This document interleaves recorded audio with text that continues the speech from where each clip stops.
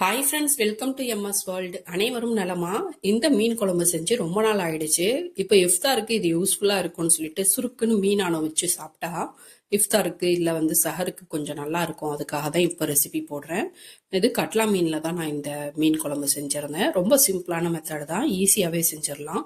ஒரு 3 பல்லாரி வெங்காயம் ரஃபா சாப் பண்ணி மிக்சி ஜாரில் சேர்த்தாச்சு. அதோட ஒரு 3 தக்காளி பழம், 6 பல்லு பூண்டு சேர்த்துருக்கேன். பெரிய பல்லா சேர்த்துருக்கேன். நீங்கள் உங்கள் தேவைக்கு ஏற்ற மாதிரி தக்காளி கூட்டிக்கலாம், குறைச்சிக்கலாம். 1/4 டீஸ்பூன் மஞ்சள் தூள், 1/2 டீஸ்பூன் சோம்பு, அதோட 1/2 டீஸ்பூன் சீரகத்தூள், 1 டேபிள் ஸ்பூன் மல்லித்தூள், அதை அரைச்சி வச்சுக்கலாம். 1/2 டீஸ்பூன் வெந்தயம், 1/2 டீஸ்பூன் சீரகம், நல்லெண்ணெய் நல்லா 1 டேபிள் ஸ்பூன் சூடேறினதும் பொரிய விட்டு ஸ்லைஸாக கட் பண்ண பல்லாரி வெங்காயம் 1, அதை நல்லா வதக்கி கொடுத்துக்கலாம். சின்ன வெங்காயம் போட்டு செஞ்சால் ரொம்ப சிறப்பு. இதுலேயே கூட பூண்டு பச்சையாகவும் சேர்த்து வதக்கிக்கலாம்.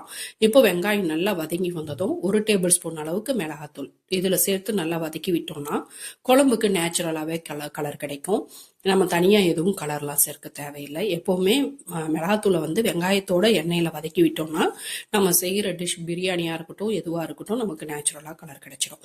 இப்போ தக்காளி பழம் 1 சாப் பண்ணி வச்சுருக்கேன். அதையும் சேர்த்து நல்லா வதக்கி கொடுத்துக்குவோம்.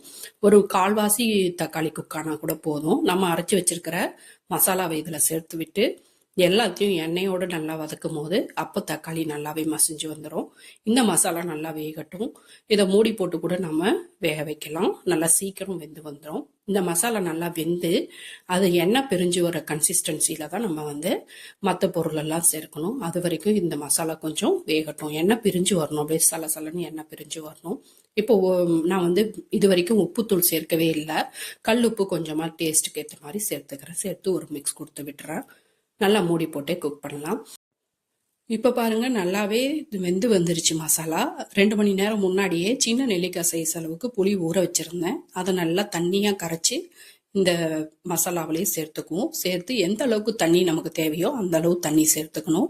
இப்போவே தண்ணி தேவையான அளவு சேர்த்துக்கணும். சேர்த்து நல்லா மூடி போட்டு நல்லா கொதிக்க விடுவோம். எண்ணெய் நல்லா பிரிஞ்சு வரணும். அப்போ தான் நமக்கு கரெக்டான ஸ்டேஜாக இருக்கும். பாருங்கள், எண்ணெய் நல்லா பிரிஞ்சு வந்துருச்சு.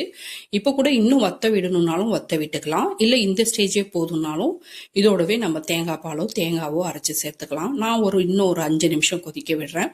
கொதிக்க விட்டுட்டு தேங்காய் பாலாக நான் சேர்த்துக்கிறேன். நீங்கள் தேங்காய் அரைச்சி சேர்க்கணும்னு ஆசைப்பட்டால் தேங்காவாக கூட அரைச்சி சேர்த்துக்கலாம். தேங்காய் பால் சேர்த்துட்டு ஒரு 2 நிமிஷம் கொதிக்க விட்டால் போதும்.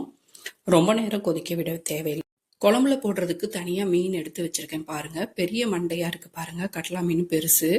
அதோட அல்வா துண்டு மாதிரி வெட்டி கொடுத்துருக்காங்க பாருங்கள். இந்த கட்லா மீனை நம்ம மீன் குழம்பு கொதிக்கிறதுல சேர்த்துடலாம். சேர்த்துட்டு ஒரு 3 நிமிஷம் வேக விட்டால் போதும். உடனே ஸ்டவ் ஆஃப் பண்ணிடலாம். ரொம்ப நேரம் வேக விட்டோம்னா மீன் எல்லாம் கரைஞ்சு போயிடும். அதனால 3 நிமிஷம் தான் கணக்கு. ஸ்டவ் ஆஃப் பண்ணிடுவோம். ஆஃப் பண்ணிட்டு அந்த குழம்புல இருக்கிற ஹீட்லேயே மீன் நல்லா வெந்து வந்துடும். அதுக்கு மேலே விட்டால் கரைஞ்சிடும். அது மட்டும் ஞாபகம் வச்சுக்கோங்க. ஸ்டவ் ஆஃப் பண்ணிட்டு மல்லி இலையை தூவி சர்வ் பண்ணலாம். இதை செஞ்சுட்டு 6 மணி நேரத்துக்கு மேலே சாப்பிட்டோம்னா உப்பு புளிப்பு காரம்லாம் நல்லா இறங்கியிருக்கும். வீடியோ பிடிச்சிருந்தா லைக் பண்ணுங்க, சப்ஸ்கிரைப் பண்ணுங்க, ஃப்ரெண்ட்ஸ் அண்ட் ஃபேமிலிக்கு ஷேர் பண்ணுங்க, சப்போர்ட் பண்ணுங்க ஃப்ரெண்ட்ஸ். தேங்க்யூ.